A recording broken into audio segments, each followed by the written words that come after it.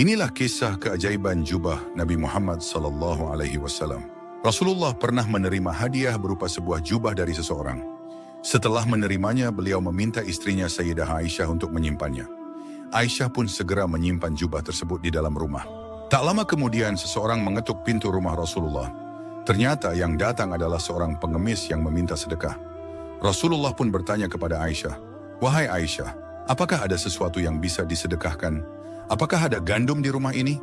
Aisyah menjawab, "Ya Rasulullah, bahkan sebutir gandum pun tidak ada di rumah ini." Mendengar hal itu, Rasulullah meminta Aisyah untuk menunjukkan jubah yang baru saja diberikan kepadanya. Setelah jubah itu dibawa, Rasulullah melipatnya dan menyerahkannya kepada pengemis tersebut sebagai sedekah. Pengemis itu sangat bahagia menerima jubah dari Rasulullah. Dengan penuh rasa bangga, ia pergi ke pasar dan berteriak, "Siapa yang ingin membeli jubah Rasulullah?"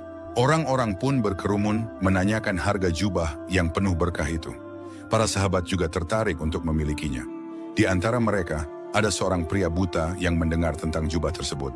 Ia segera memerintahkan budaknya, "Pergilah ke pasar dan belilah jubah itu, berapapun harganya." Pria buta itu bahkan berjanji, "Jika engkau berhasil membelinya, aku akan memerdekakanmu di jalan Allah." Sang budak pun pergi ke pasar dan berkata kepada penjual jubah, "Majikanku ingin membeli jubah ini, berapapun harganya, aku akan membayarnya." Setelah kesepakatan harga, jubah itu pun dibeli dan dibawa kepada tuannya. Pria buta itu menerima jubah Rasulullah dengan penuh harap. Ia mengusap-usapkan jubah tersebut ke matanya yang buta seraya berdoa, "Ya Allah, dengan kemuliaan Rasulullah dan keberkahan jubahnya, kembalikanlah penglihatanku." Subhanallah, seketika matanya kembali melihat, bahkan lebih terang daripada sebelumnya. Dengan penuh syukur, ia segera membawa jubah itu kembali kepada Rasulullah. Setibanya di rumah Rasulullah, ia berkata, "Ya Rasulullah, penglihatanku telah kembali, aku ingin mengembalikan jubah ini sebagai hadiah untukmu."